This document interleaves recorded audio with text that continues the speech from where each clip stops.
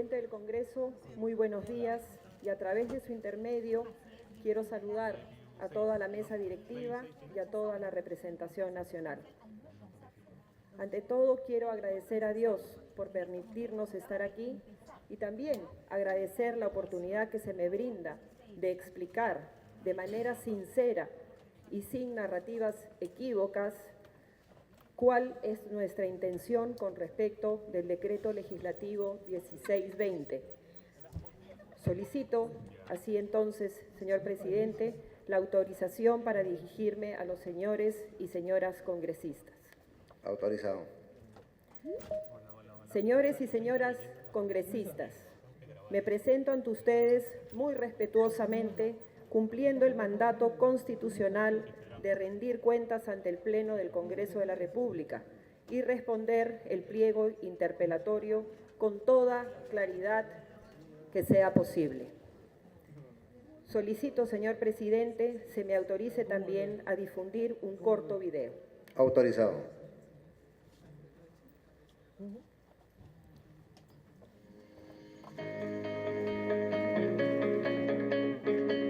En tan solo un año, 600.000 peruanos accedieron a servicios de agua potable por primera vez y cerca de 700.000 a servicios de saneamiento, lo que reduce la brecha en casi 1%. Este 2024 cerraremos 1% adicional como parte de las 378 obras de agua potable y saneamiento que culminaremos en las 24 regiones del país en beneficio de 2.6 millones de peruanos. Pero aún hay muchísimos hermanos que no cuentan con este servicio y que pagan 80, 100 o hasta 500 soles a cisterneros.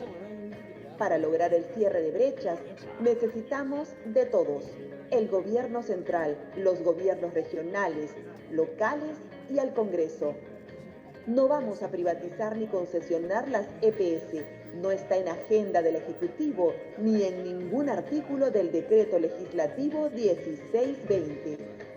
Seguiremos promoviendo la participación público-privada para la construcción y operación de nueva infraestructura que se requiera en agua potable y saneamiento, sin que el servicio deje de ser público y administrado por las EPS. Además, necesitamos que el Congreso apruebe la Ley de Acceso Universal al Agua Potable, que permitirá atender a la población de Osherato en el Braem y de todas las zonas que no cuentan con servicio domiciliario mediante soluciones no convencionales. Necesitamos que el Poder Legislativo se sume a estas iniciativas. Son leyes con sentido de justicia social, porque nuestro único interés es brindar servicios de calidad a los más necesitados. Ponle punche y ganamos todos, Perú. Gobierno del Perú. Muchas gracias, señor presidente. Quisiera empezar mi intervención con una excelente noticia para todos los peruanos. En el año 2023, este gobierno ha llevado agua potable a 600.000 compatriotas y 700.000 hoy tienen servicio de saneamiento, lo que significa que en tan solo un año hemos cerrado la brecha en 1%. Sin embargo, actualmente vivimos épocas de turbulencia política y parece que ya nos hubiésemos acostumbrado a ello. Esto es producto de una pugna de poderes e intereses personales. Es algo que yo resumo sin ánimo de confrontación, pero con la firmeza que me caracteriza: la dictadura de la suspicacia, de la sospecha y del recelo.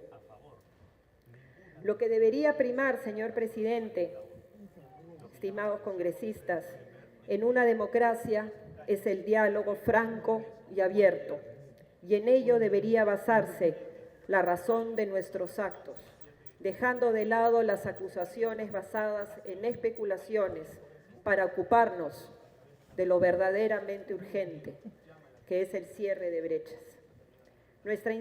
Nuestra intención, nuestro esfuerzo y nuestra meta debe ser la integración social, territorial y sobre todo la construcción de nuestra patria. En ese empeño pongo mis limitadas capacidades cuando estoy con las poblaciones más apartadas del Perú. Sobre el agua, se me acusa de privilegiar los intereses de las empresas en vez del interés público, cuando en realidad lo que busco es justamente lo contrario, es atender el interés de los más pobres, de los que no tienen agua, de generación en generación, peruanos que están excluidos de un derecho constitucional. Por su intermedio, señor presidente, hago entonces una pregunta respetuosa a la representación nacional. ¿Acaso no podemos reconocer que el sistema de provisión de agua potable y saneamiento ha fracasado? ¿Tanto nos cuesta admitirlo? Si tenemos colegios y hospitales sin agua, si tenemos madres gestantes y niños con anemia, ¿acaso no es una demostración contundente que históricamente el Estado peruano ha fallado? Entonces, para cambiar esta realidad, lo primero que debemos hacer es reconocer esa deuda social y luego debemos hacer las reformas estructurales que se requieran. Y es justamente en esa responsabilidad patriota que este gobierno ha tomado la decisión firme y honesta de emprender reformas profundas, como el Decreto Legislativo 1620, que es motivo, por cierto, de esta interpelación. Hablemos claro, todas las empresas públicas que prestan servicios de agua potable y saneamiento están quebradas o están a punto de estarlo. Por eso se requiere hacer cambios de fondo en ellas. Obviamente, se pisan callos al plantearlo, callos de aquellos grupos que requieren o quieren mantener el statu quo. Esto me hace recordar un viejo dicho: a río revuelto, ganancia de pescadores. Por otro lado, presidente, me hago otra pregunta. Aquí el debate que nos convoca hoy es si pretendemos privatizar o concesionar las CPS. Sin embargo, el debate de fondo debería ser si mantenemos o no este statu quo, si seguimos privilegiando a los que tenemos la bendición de tener agua y pagamos en promedio 30 soles al mes, versus aquellos que no tienen conexión y pagan hasta 500 soles al mes, como nuestros hermanos de Ollerato en el Brain. Es eso, señor presidente, el verdadero asunto que nos debería convocar el día de hoy. Insisto, el debate debería pasar por preguntarnos entonces si queremos que los más pobres continúen sin agua o si podemos ser más solidarios con los que menos tienen. Solo respondiendo francamente a estas preguntas y haciendo las reformas necesarias es que alcanzaremos la justicia social de la que tanto predicamos. La palabra sin acción se vuelve palabra muerta, señor presidente y señores congresistas. Desde que empecé mi carrera, he trabajado en políticas sociales y seguiré haciéndolo cuando ya no sea ministra, porque mi compromiso es con el Perú, no con mi cargo. Reitero mi vocación de diálogo. Las puertas del ministerio siempre estarán abiertas a cualquier aporte y para el trabajo conjunto del Legislativo y el Ejecutivo. A la fecha, hemos recibido a más de 80 congresistas, es decir, el 100% de los que nos han solicitado una reunión. Hemos recibido a más de 20 gobernadores y hemos atendido más de 2.100 reuniones con alcaldes. Soy una mujer de paz y creo en el diálogo franco. Así fui formada en mi familia, pero también defiendo mis convicciones y no voy a claudicar al encargo que me fue dado y sobre todo en el que creo desde lo más profundo de mi corazón.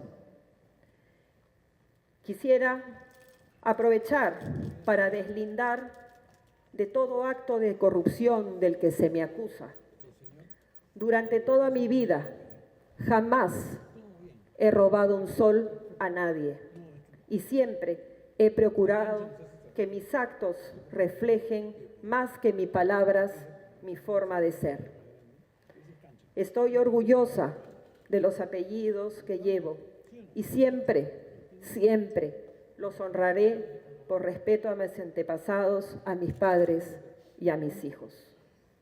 Y es en esta firmeza que quiero denunciar hoy aquellas acusaciones falsas y maliciosas que pretenden ligarme a actos de corrupción.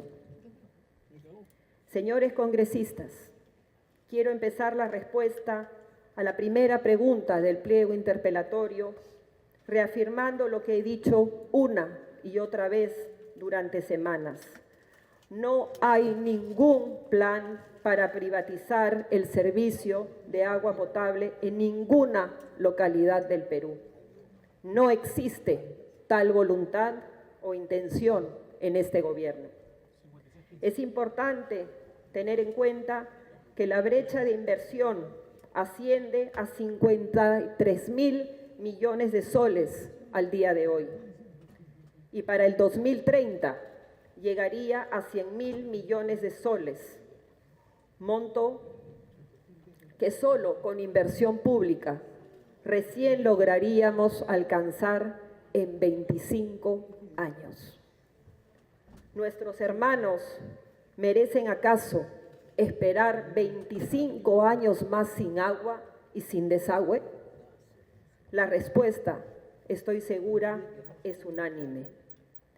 Por lo tanto, las concesiones son un mecanismo de participación del sector privado para contribuir al cierre de brechas, dado que solo con los recursos públicos es imposible atender las necesidades actuales de la población, especialmente de los más necesitados. Con ellas no se privatiza nada. No deberíamos sorprendernos de las concesiones, dado que éstas están reguladas en nuestro país desde 1991, con el decreto legislativo número 758. La última regulación se dio en el 2018, con el DL 1362, que regula la promoción de la inversión privada mediante asociaciones público-privadas y proyectos en activos. Para responder a la pregunta, la diferencia entre una concesión y una privatización es clara y sencilla. En una concesión, el Estado cede o pierde su condición de propietario de la infraestructura o bien público y conserva sus plenos derechos como tales activos. En cambio, en una privatización, el Estado le cede a un privado su condición de propietario a cambio de una compensación monetaria. A modo de ejemplo, quisiera compartir con ustedes que en el sector saneamientos ya existen concesiones desde hace 25 años. Las tiene Sedapal con la planta de tratamiento de agua potable Chillón, las plantas de tratamiento de aguas residuales de La Chira y Taguada, así como la planta desaladora Provisur al sur de Lima, a través de la cual Sedapal abastece de agua potable a los distritos de Punta Negra, Punta Hermosa, San Bartolo y Santa María. Finalmente, he de mencionar que dentro de la propuesta de reglamento del decreto legislativo 1280 se establece taxativamente y por primera vez en la normativa nacional que está prohibido que el Estado transfiera acciones a empresas prestadoras a privados. Siguiente pregunta. Pregunta número 2. En referencia a la concesión, explique usted, ¿cuál es el estudio sobre la estimación de costos en el cual se ha basado el planteamiento de concesión y o privatización? ¿Qué gastos le rogaría al Estado peruano y en cuánto sería el incremento que pagarían los usuarios respecto al costo de los recibos por consumo de agua de acuerdo al mencionado estudio? Presidente, con su permiso. Debo afirmar que dado que no existe ningún plan de privatización de ninguna entidad prestadora de servicios de saneamiento en nuestro país, no ha sido, por ende, necesario ningún estudio. Con respecto a la segunda parte de la pregunta, desde el año 1992 es el organismo regulador, SUNAS, quien define las tarifas que por los servicios de agua y saneamiento cobran las EPS a los usuarios.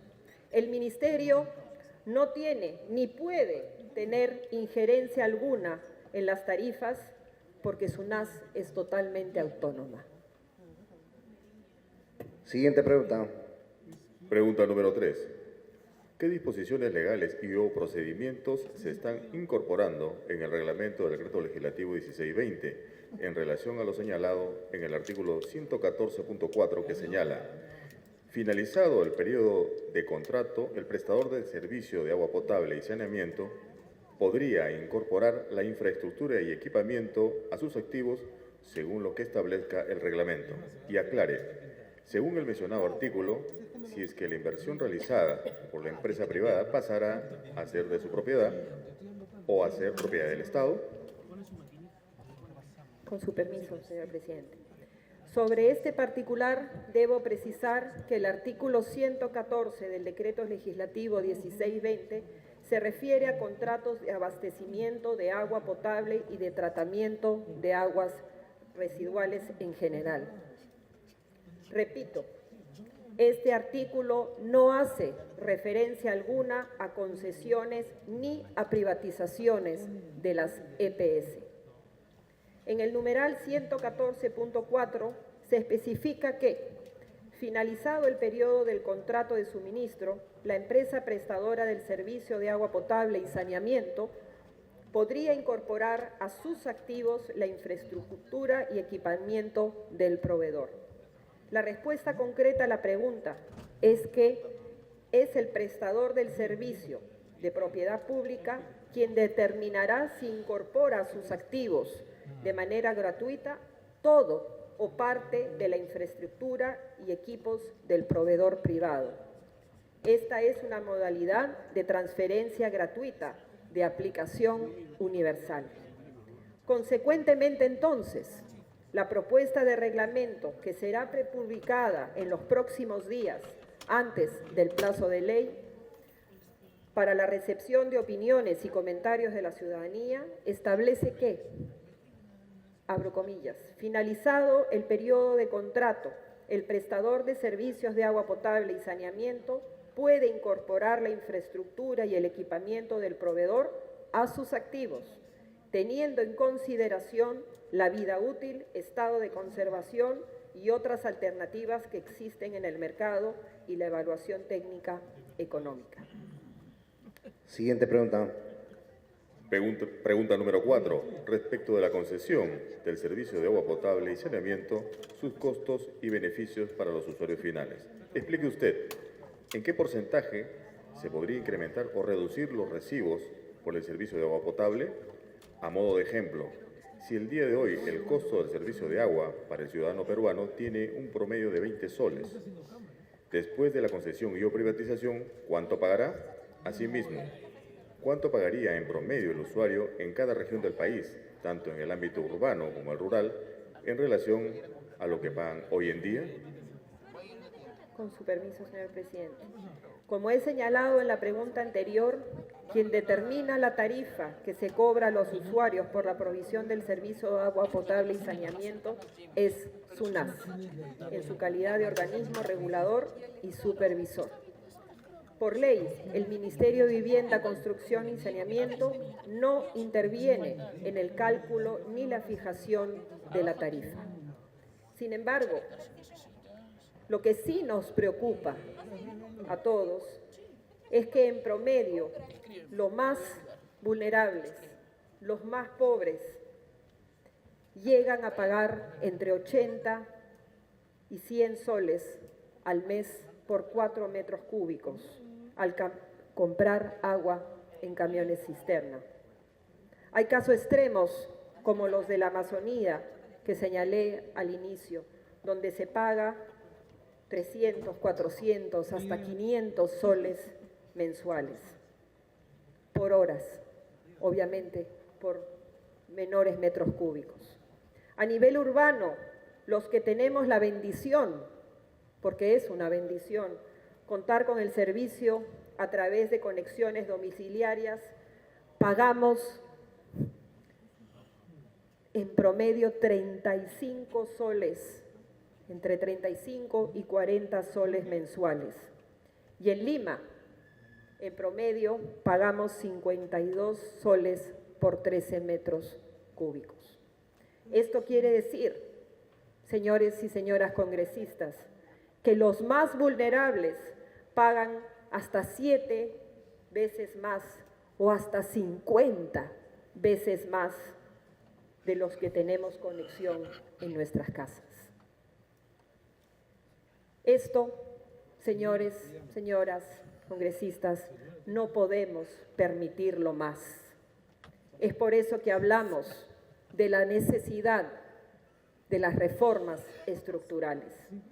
El decreto legislativo 1620 plantea, por lo tanto, una reforma al esquema tarifario, buscando que éste sea más justo, buscando una mejora de los subsidios cruzados y la incorporación de subsidios inteligentes, como se hacen, de hecho, en otras partes del mundo de nuestra región.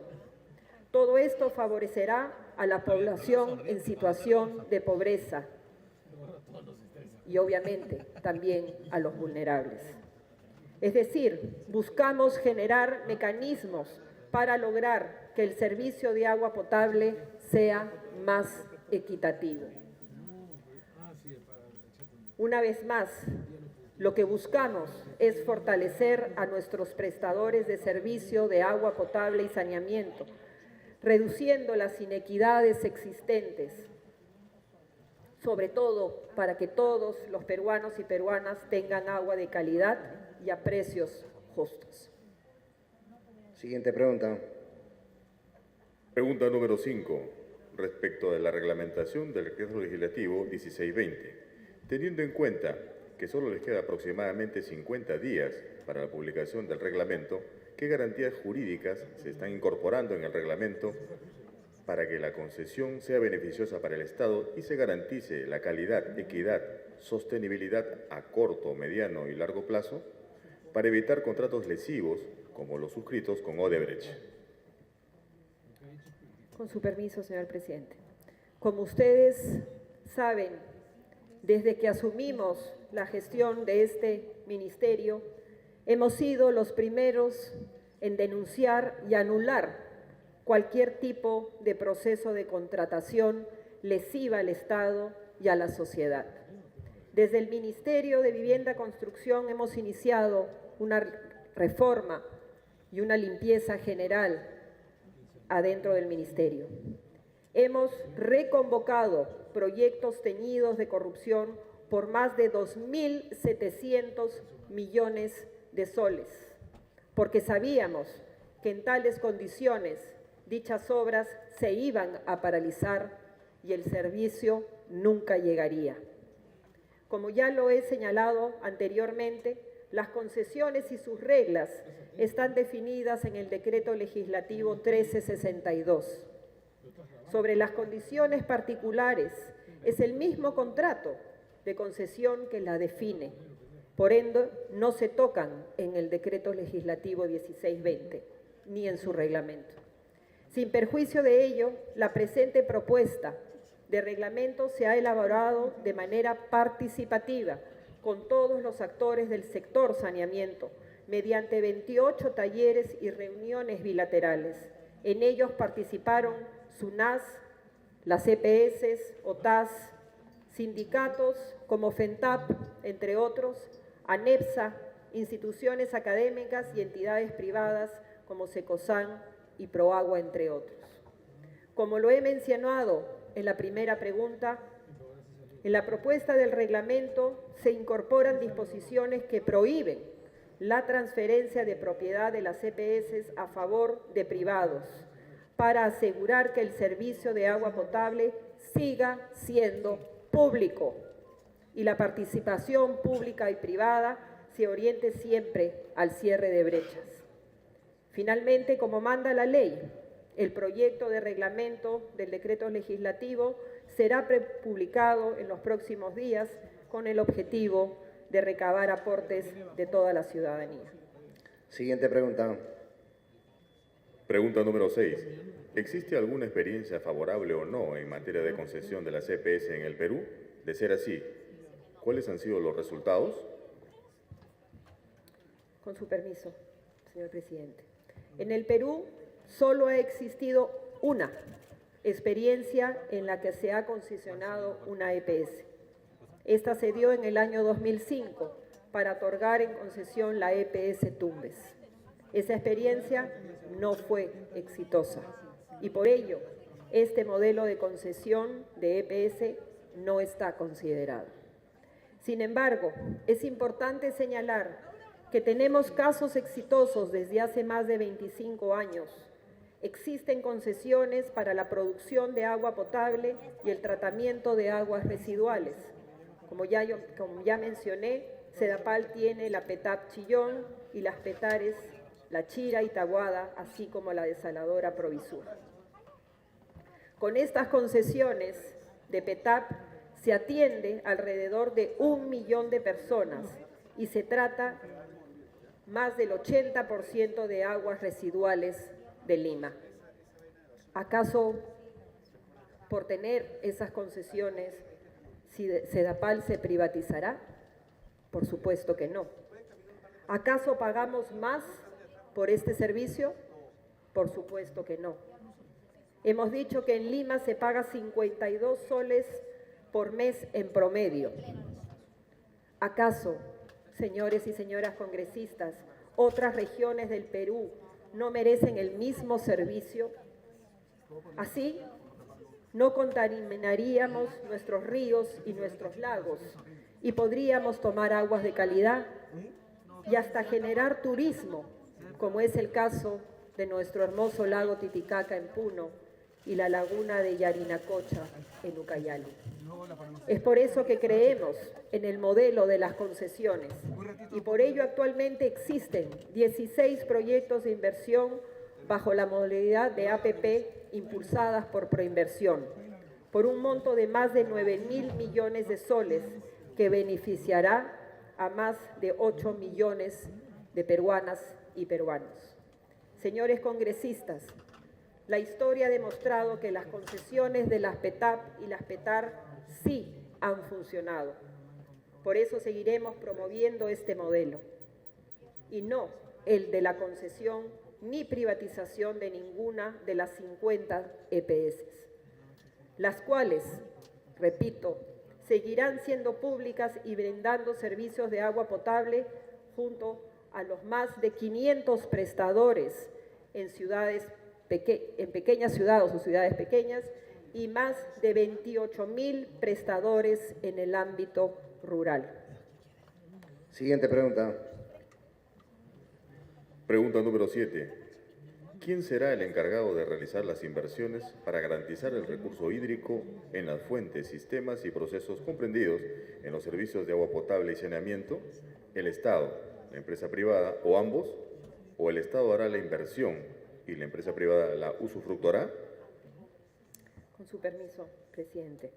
Quiero resaltar que por primera vez en la historia del Perú y en este sector, el decreto legislativo 1620 ha incluido a las fuentes de agua como parte del servicio, lo cual asegura su conservación, su restauración y su protección. Esto recoge las recomendaciones de la OCDE, al cual aspiramos formar parte, e integra los conceptos del ODS 6 de las Naciones Unidas y de economía circular para combatir el cambio climático. Ello garantiza una adecuada planificación para la provisión del servicio potable, así como la provisión de agua para la agricultura y la gestión de nuestro recurso más preciado, el agua. Esto es sumamente importante en un contexto de estrés hídrico que nuestro país podría afrontar y de hecho ya afronta en los próximos años debido al cambio climático. Por otro lado, el cierre de brechas en la provisión de servicios de agua potable y saneamiento se atiende en los 3 niveles de gobierno.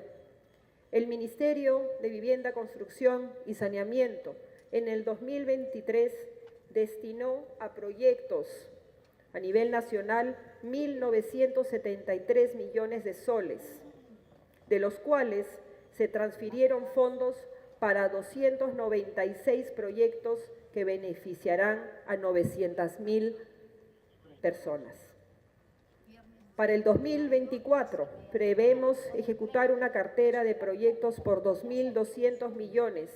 Este monto, hasta la fecha, se han transferido fondos a 102 proyectos en 16 regiones. Esta es una demostración clara de nuestra vocación por la descentralización. En total, entre el 2023 y lo que va del 2024, hemos destinado recursos a casi todas las regiones del Perú. Siguiente pregunta. Pregunta número 8. ¿Qué criterios se establecen en el reglamento del Decreto Legislativo 1620 en relación a que el ente rector pueda cofinanciar los costos de operación y mantenimiento de manera gradual y temporal, siendo estos costos necesarios para el funcionamiento regular?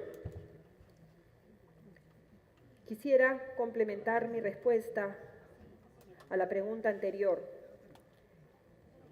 Quisiera señalar, sin embargo, y reitero enfáticamente, que solo con la inversión pública no será posible cerrar la brecha.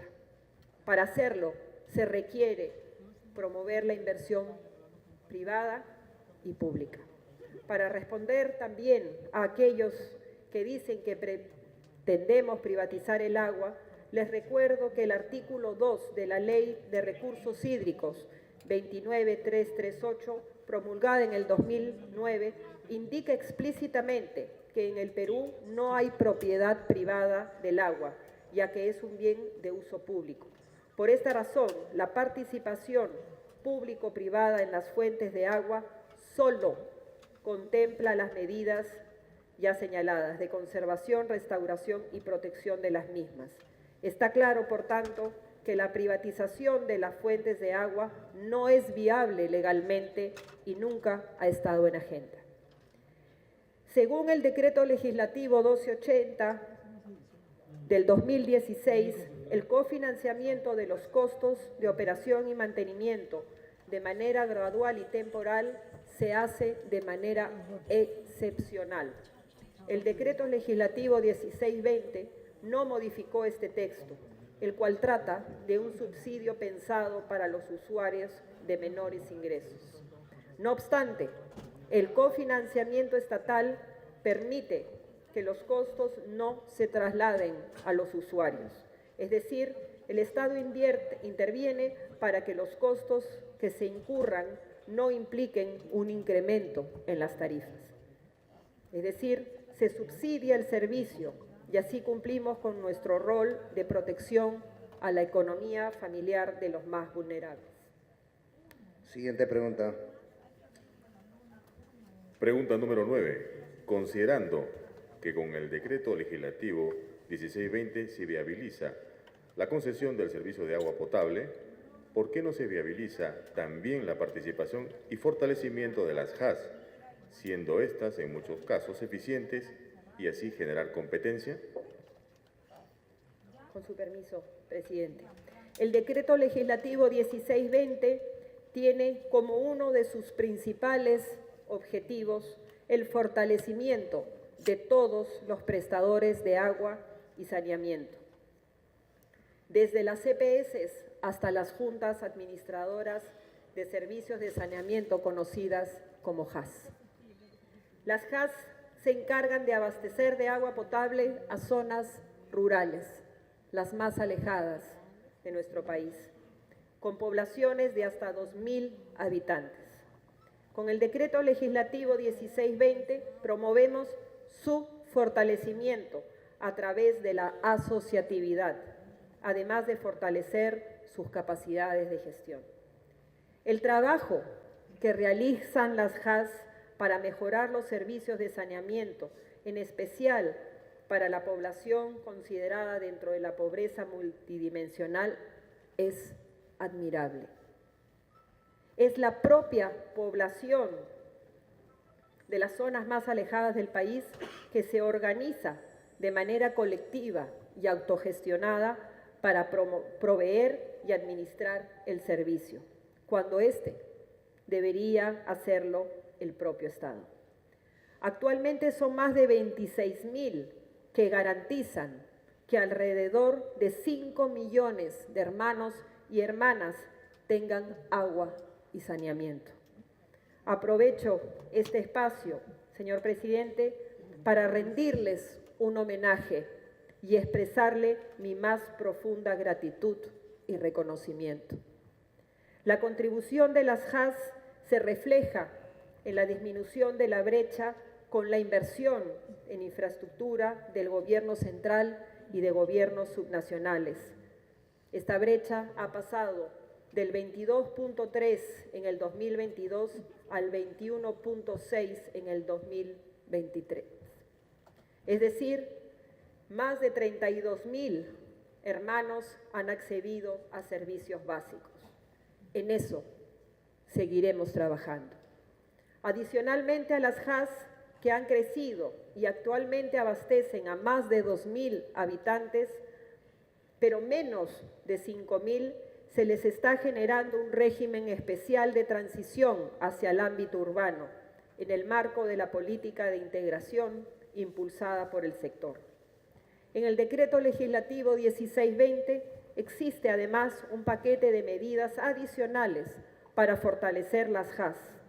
En ningún momento se ha pretendido debilitarlas. Estimados señores y señoras de las JAS, con su permiso, señor presidente, tengan por seguro que nuestro compromiso es fortalecerlas y dotarlas de más recursos. Siguiente pregunta. Pregunta número 10. ¿Qué otras propuestas diferentes a la concesión y o privatización planteada en el decreto legislativo 1620 se han propuesto como alternativa? ¿Y qué alternativas en un contexto de fracaso de las concesiones? Señor presidente, permítame una vez más ser clara. La única alternativa que estamos planteando es que las EPS sigan siendo públicas. Públicas, pero eficientes. Públicas, pero modernas. Públicas, pero que cierren brechas. Públicas, pero que den un servicio de calidad. Públicas, pero equitativas. Públicas, pero sostenibles. Y finalmente, públicas, pero sin corrupción. Otra forma de contribuir con el cierre de brechas es garantizar, como ya dije anteriormente, la inversión en infraestructura necesaria. Para ello, con el decreto legislativo 1620, se fortalece el Fondo de Inversión para el Acceso a Agua Potable y Servicios de Saneamiento, FIAS. Dicho fondo permite el apalancamiento de recursos diversos para inversiones de las EPS. De esta forma, se habilita que los montos recaudados por fondos de inversión y otras fuentes de financiamiento puedan integrarse a dicho fondo. Ello nos permitirá tener nuevas fuentes de financiamiento para darle el servicio que merecen los 3.15 millones de compatriotas que hoy no tienen agua potable y a los 7.3 millones que no tienen saneamiento. De forma complementaria y articulada, hemos también presentado, señor presidente, señores y señoras congresistas, hace 10 meses ante el Congreso de la República el proyecto de ley 5636-2023-PE, Ley de Acceso Universal al Agua Potable, que busca darle agua a aquellos que hoy siguen sin tener acceso al servicio, justamente a esos 3.15 millones de peruanos. Señores congresistas, señoras congresistas, ¿acaso no nos duele en el corazón saber que uno de cada 10 peruanos no tiene agua segura en su casa? Yo creo que sí, señor presidente, nos duele en el corazón. No hay derecho, no podemos seguir haciéndonos los ciegos ante esta realidad. El cambio de esas vidas, señor presidente, señores y señoras congresistas, está en nuestras manos. Está tan solo en una sencilla y generosa decisión política. Como lo he dicho antes, la sed de nuestro pueblo no tiene color político. Siguiente pregunta. Pregunta número 11. Sobre las plantas de tratamiento mencionadas en el Plan Estratégico Institucional 2023-2026 del Ministerio de Vivienda, Construcción y Saneamiento. Si el indicador respecto del número de nuevas plantas de tratamiento de aguas residuales ejecutadas en el marco de asociaciones público-privadas y obras por impuestos a nivel nacional fue del 0%. Explique usted cuáles son las razones detrás de esta falta de ejecución, cuáles son los obstáculos identificados y qué medidas se han implementado para superarlos, de qué manera el Decreto Legislativo 1620 podría subsanar esta situación. Con su venia, presidente. Al respecto, una planta de tratamiento de aguas residuales ejecutada en el marco de una asociación público-privada o APP no puede concretarse en 3 años, porque el propio proceso de selección de concesionario dura 4 años. Adicionalmente, se debe considerar el plazo para el saneamiento de terrenos, la liberación de las interferencias, la elaboración de presupuestos, el concurso mismo, la firma del contrato y posterior inicio de obra. Lamentablemente, en promedio, en el sector estamos hablando de 8 a 10 años. Es preciso informar que actualmente existen 16 proyectos de inversión bajo la modalidad de APP impulsadas por Proinversión por un monto mayor de 9.000 millones de soles para beneficiar a más de 8 millones de peruanas y peruanos.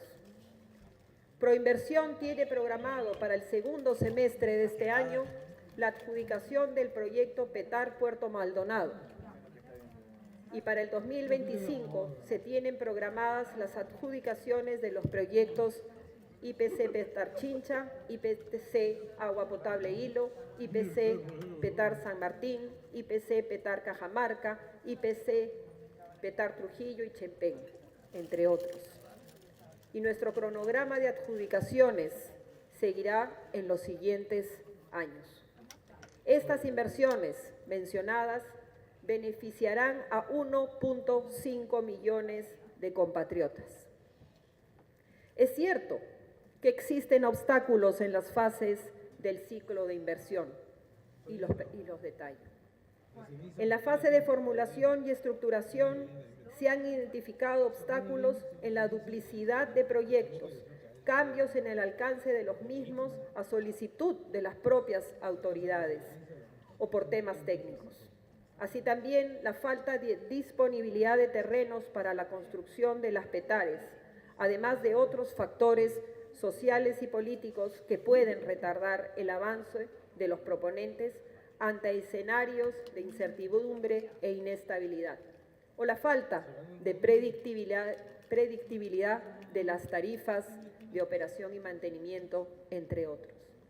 En la fase de ejecución también hemos identificado retrasos en el avance de obra del ejecutor de los proyectos e incumplimiento de los cronogramas, proyectos no reconocidos como prioridad por las nuevas autoridades, debilidad técnica por parte del supervisor especializado, expedientes técnicos deficientes, entre otros.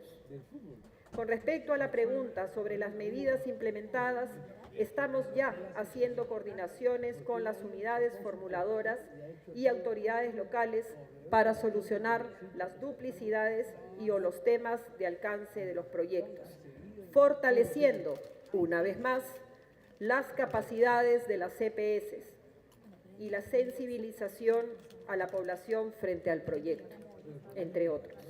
A la interna, estamos también reestructurando nuestra configuración de la cartera de APPs. Para disminuir los plazos señalados, ya estamos trabajando con el Ministerio de Economía y con Proinversión. Siguiente pregunta. Pregunta número 12.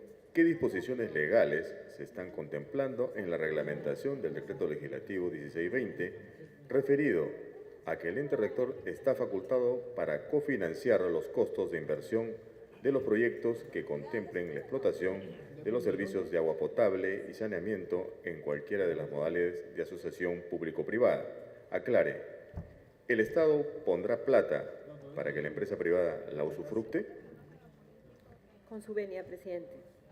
Respecto a la pregunta, la respuesta es evidente. Un simple y rotundo no. El Estado jamás pondrá recursos para que los privados lo usufructuen. Lo que sí podemos hacer es generar condiciones habilitantes para promover la participación privada. El cofinanciamiento de la inversión ya se encontraba regulado en el Decreto Legislativo 1280. El Decreto 1620 no modificó su texto. Es importante resaltar que el cofinanciamiento estatal permite que los costos de inversión, como dije anteriormente, no se trasladen a los usuarios. De esta manera cumplimos con nuestro rol. Siguiente pregunta. Última pregunta, número 13.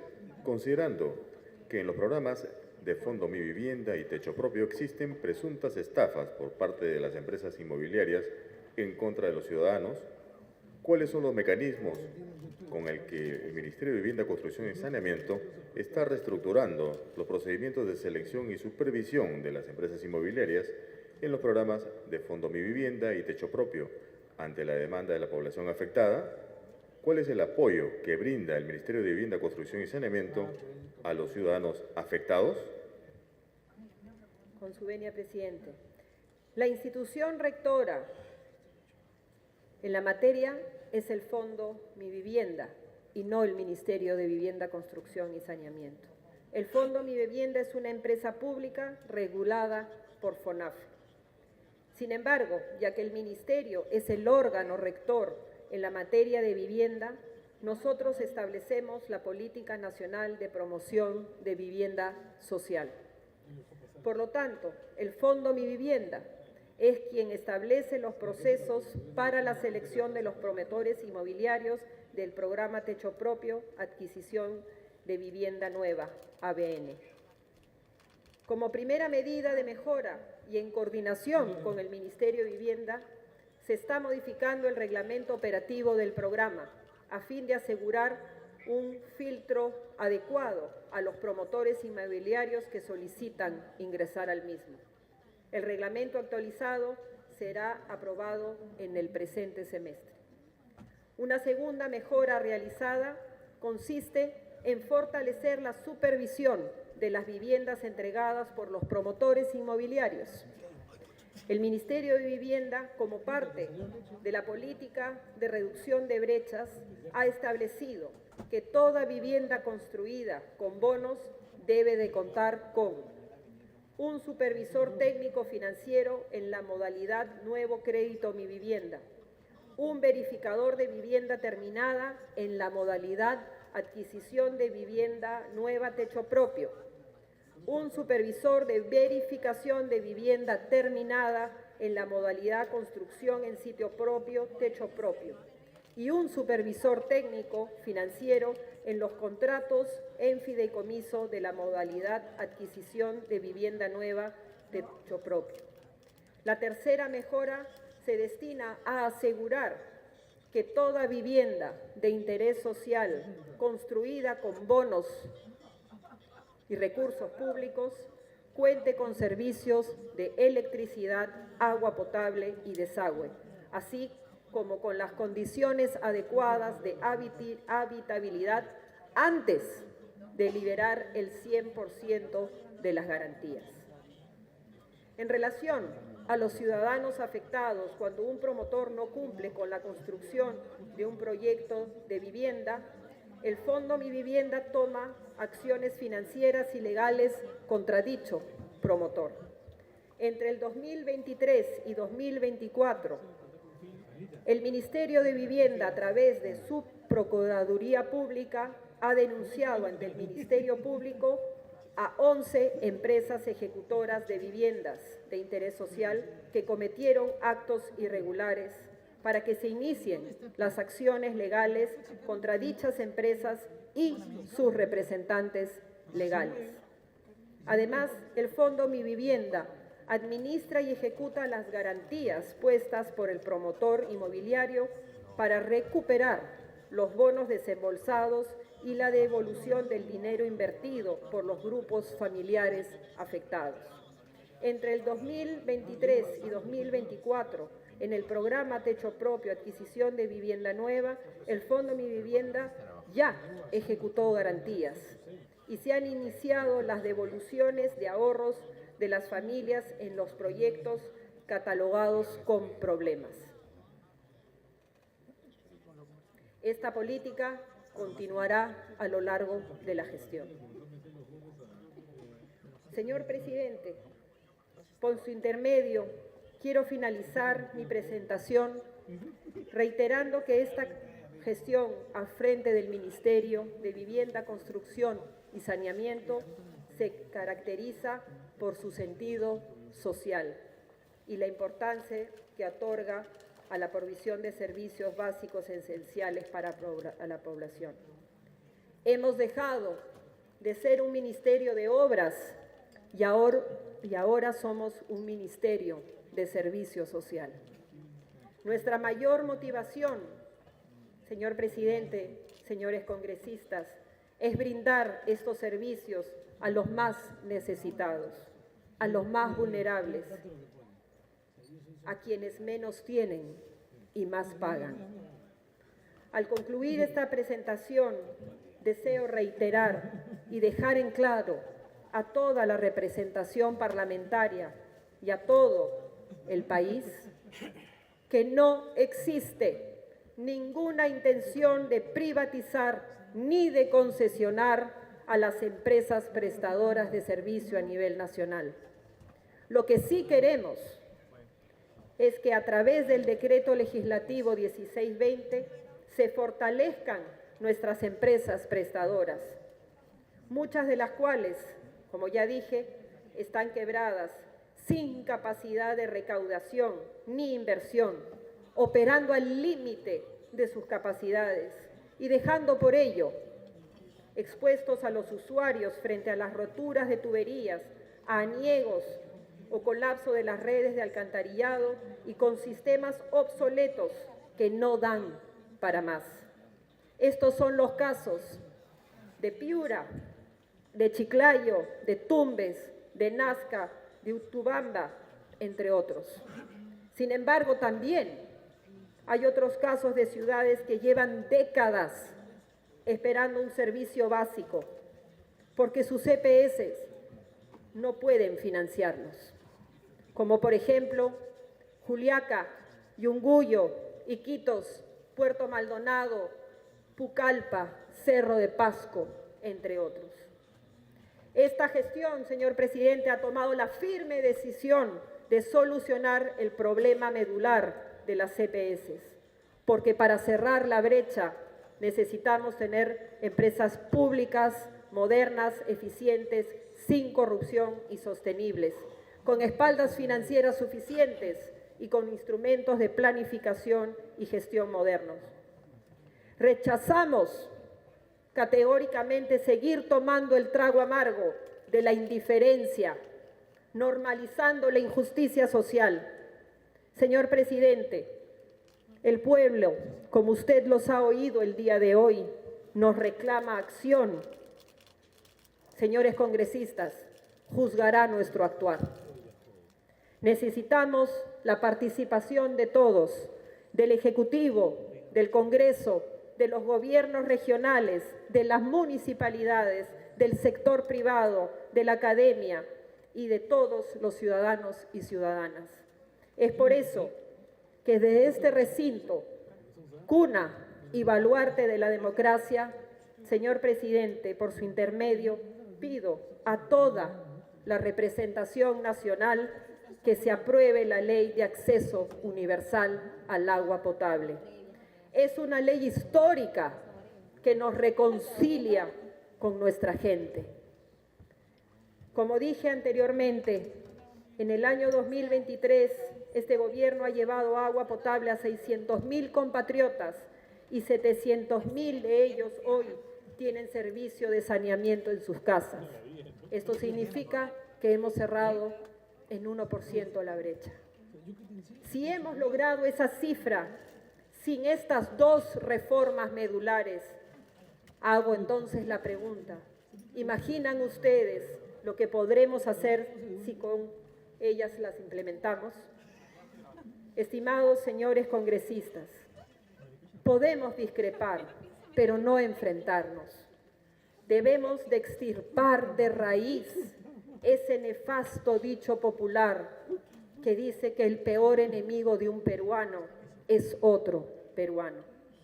Señor presidente, a través suyo, solicito respetuosamente un voto por la gobernabilidad para fortalecer las instituciones democráticas y enarbolar la única bandera que nos une, la blanquirroja, y con el único credo político que nos convoca hoy a ustedes, al gobierno y a mí, la justicia social.